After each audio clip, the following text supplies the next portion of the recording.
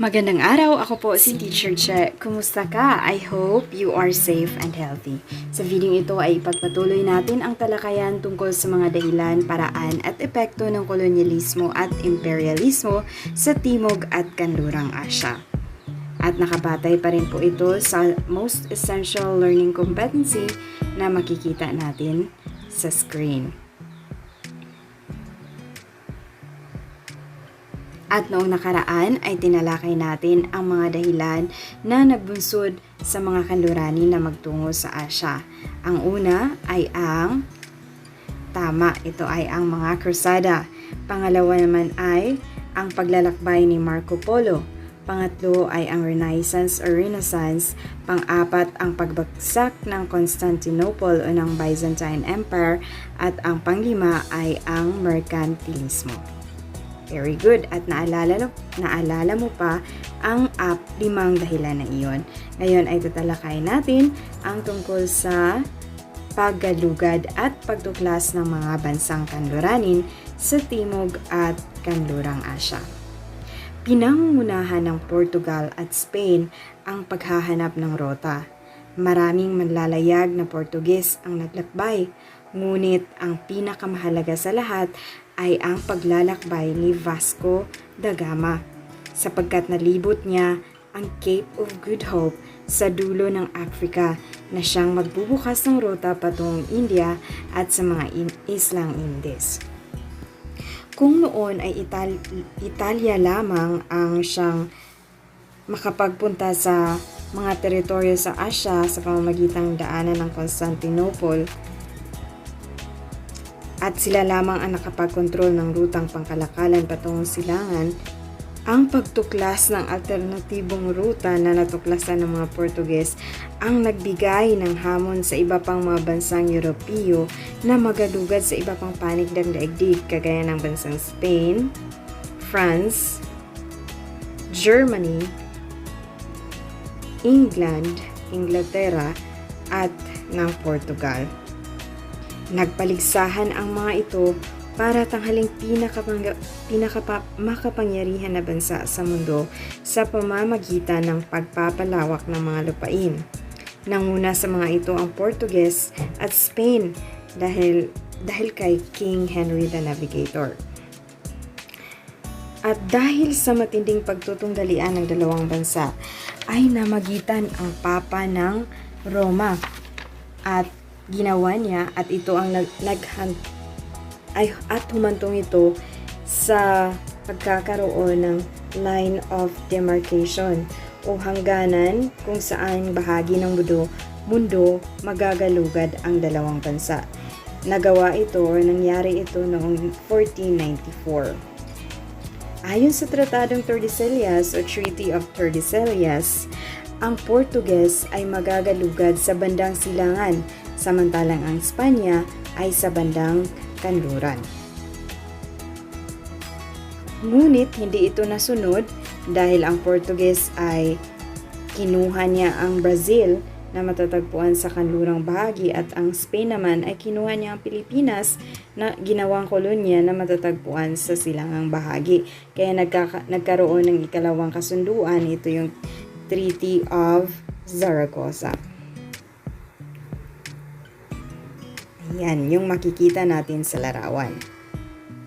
Ngayon, isa-isahin natin ang mga bansang naging kolonya o imperyo ng mga bansang Kanluranin noong ika-16 na siglo. Unahin natin ang bansang Portugal. Ang bansang Portugal ay nakakuha ng maraming piling lugar sa Asya. Noong 1502 o 1502, nagbalik at nagtatag si Vasco da Gama ng sentro ng kalakalan sa may kalikot sa India. At maliban sa India, naging kolonya din nila ang bansang Brazil at ang Moluccas Island na matatagpuan sa Indonesia.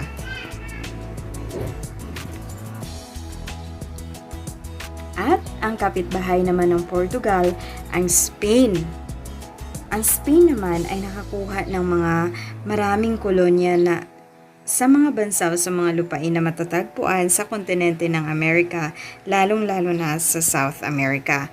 Maliban dyan, nagkaroon din siya ng kolonya sa ating bansang Pilipinas sa loob ng mahaba-habang taon, 333 years. At maliban sa Spain at Portugal, nakipagsapalaran din ang bansang England. Sa pamamagitan ng Italianong marinero na si John Cabot, napasailalim ng Inglaterra ang Nova Scotia sa Canada. At nang matalo ng Inglaterra ang Spanish Armada, ang barkong pamamay-ari ng Spain ay nagtatag ang England ng kolonya sa India, ang British East India Company. Maliban sa India, naging kolonya rin niya ang Sri Lanka, Singapore, Australia, at naging protectorate din niya ang bansang Bahrain sa kaunting panahon lang. At maliban sa England, andyan din ang bansang France.